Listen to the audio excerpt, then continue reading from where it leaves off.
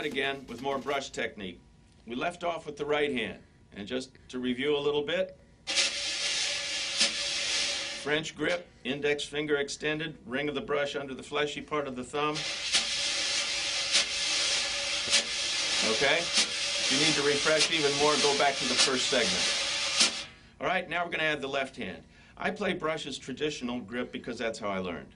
I've had students like Ari Honig who you take the same ideas and do it with match grip. So if you play match grip and you get the right hand together, you can get the left hand together with match grip.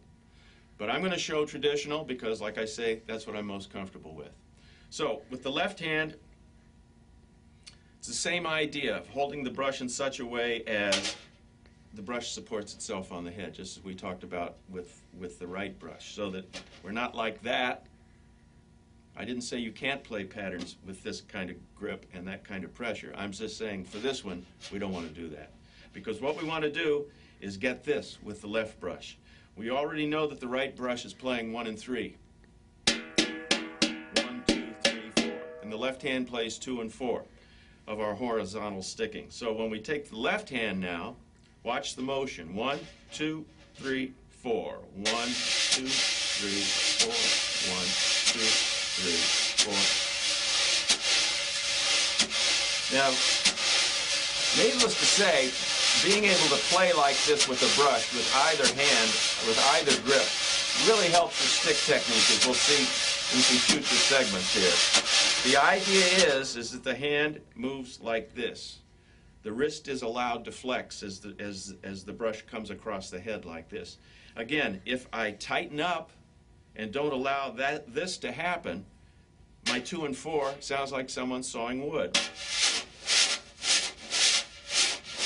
which might be good for some sort of pattern, but not what we're dealing with today. But as soon as I loosen up, you see I get the accent or the shading by doing what? By pressing in with my fingers. So if I just airbrushed,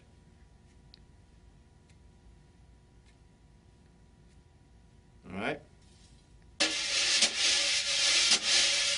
Everybody freaks out. They say, what's that shape? Is it a figure 8? What the heck is it? And I just say, go for the sound. Don't go for the motion. If it sounds right, the motion's right. So don't spend a lot of time trying to move it the same way I move.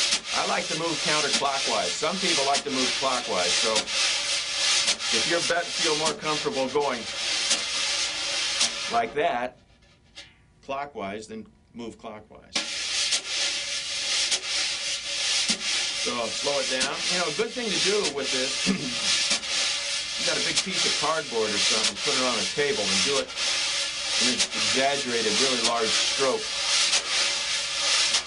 Often some guys find it easier to get the flow happening when they don't have the borders of the drum there.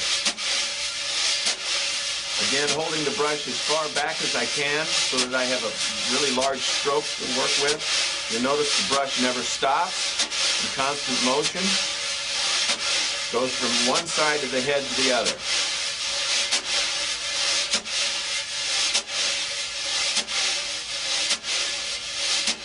Okay. So, here's what it sounds like when we put the two together. Now, I have to stress to you that the only reason why this looks easy when I do it is because I've done it so much. When I first picked up the brushes, you wouldn't want to know about it. And the only reason why I can do it is because I've practiced it a lot and I've played it a lot. So be patient with yourself. If it doesn't happen right away, it's not supposed to happen right away. Take your time and work on it. Work on the hands separately, work on them slowly, put some music on to keep time with. It's more fun than playing with a metronome. And you'll get it, just like I got it and just like lots of other drummers have gotten it. All right, so we take our sticking again, and we put it together so we get the basic quarter note pulse of 1, 2, 3, 4. Right hand 1 and 3, left hand 2 and 4. Now, if I airbrush this before I play it, it's basically this. 1, 2, 3, 4, 1, 2. Hands moving counter to each other.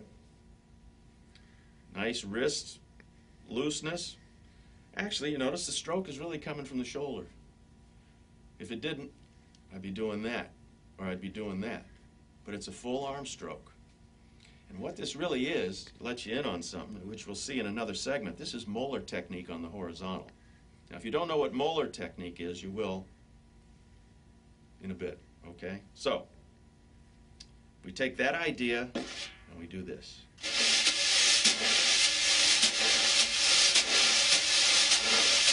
Now, just as with sticks, we strive for evenness. We strive for evenness with the brushes too.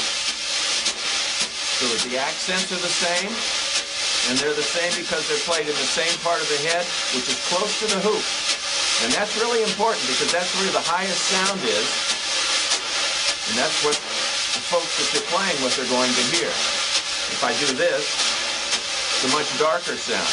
If you want a darker sound, that's where you play it. But for now,